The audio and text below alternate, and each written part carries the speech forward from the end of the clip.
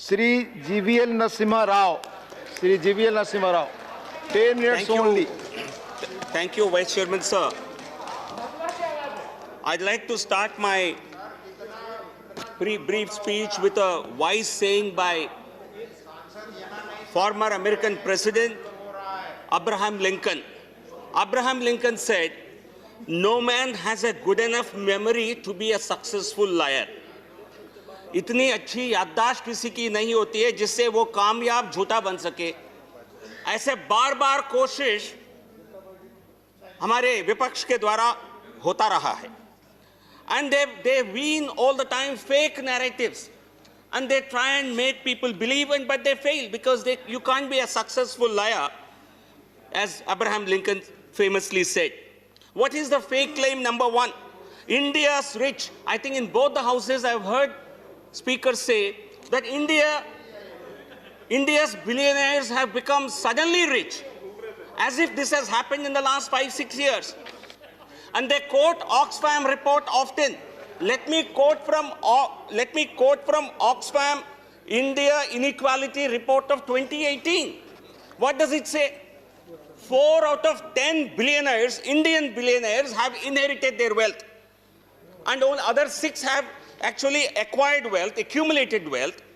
And in 2010, 27 out of 69 Indian billionaires have accumulated wealth through from the rent-thick sectors, like the 2G spectrum, the coal gate, things like that.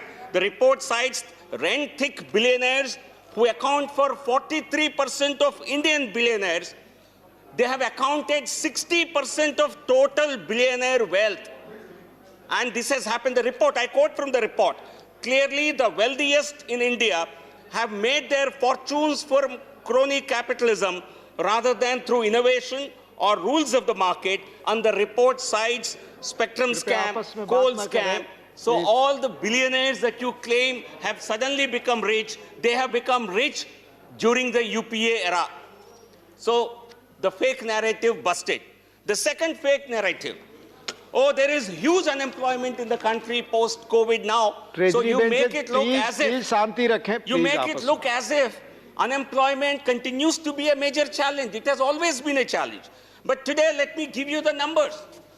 The CMI, which many of you love to quote, this is the CMI report of January 2021. India's unemployment rate in January 2021 is 6.53%. It's much better than pre-COVID period. In March 2020, before the lockdown, it was 8.75. It was 7.76 in February 2020. Today, it's only 6.53. Employment has come back, but you still choose to quote the numbers of May 2020, when the country was in a lockdown. So fake narrative number 2, that there is huge unemployment in the country, is busted. Now come to fake narrative number 3. Universal transfers, universal cash transfers is a remedy for all the problems. Particularly the main opposition party has this solution to offer. But let me tell them, wherever in countries which have given universal cash transfers, even we have done cash transfers to the poor. More than 2 lakh crores given to more than 20 crore people who need this kind of cash transfer. But countries which have done universal transfers, only their savings rates have gone up. Their household savings vis-a-vis GDP ratios are at their perhaps the century's highest. So this has not resulted in spending. So your great so-called economics that give money in their account, they will immediately spend, has been proved wrong.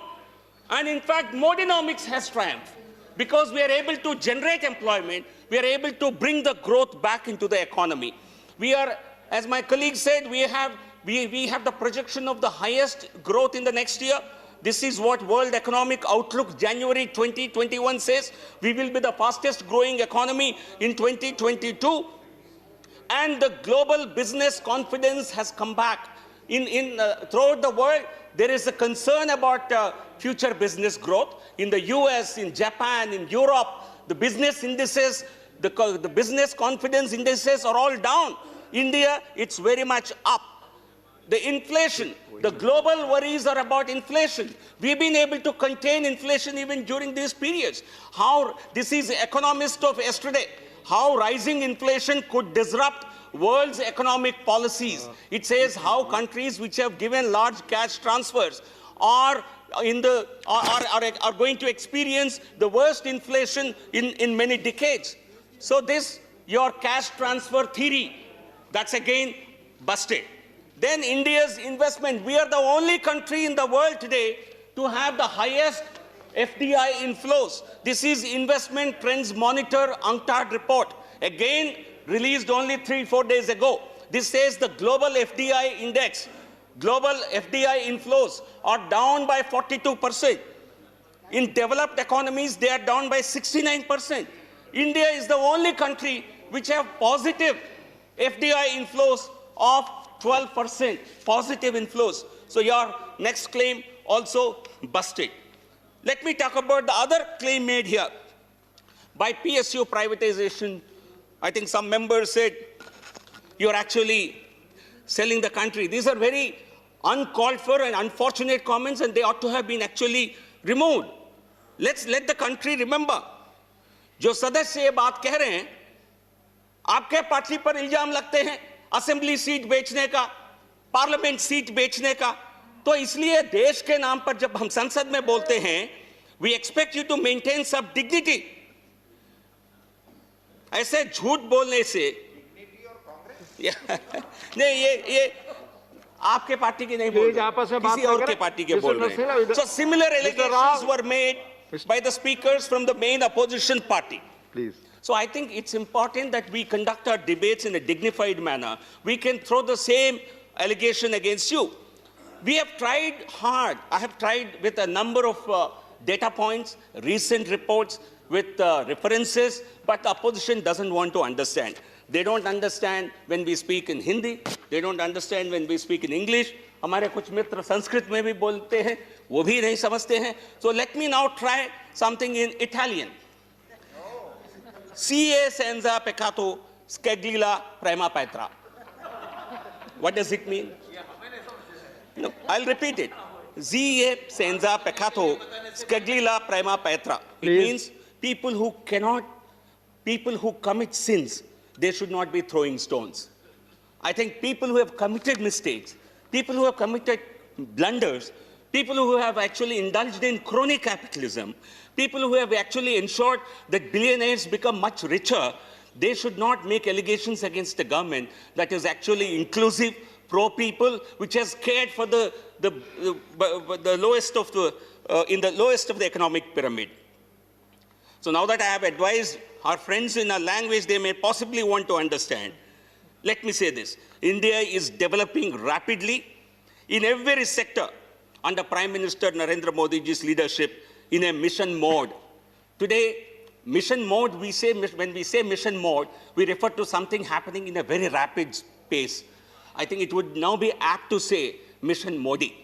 Modi means fast, Modi means growth, Modi means a huge advancement. So therefore, world will have to increasingly look towards India and mission Modi for its inclusive growth and for alleviation of poverty, because we have shown to the world during the crisis of Corona period how we can really take care of the most vulnerable sections through cash transfers, how we can trigger faster economic growth, how we can ensure that India's growth story really becomes India much more successful after this COVID challenge. Thank you, sir. Thank you. Shri Honorable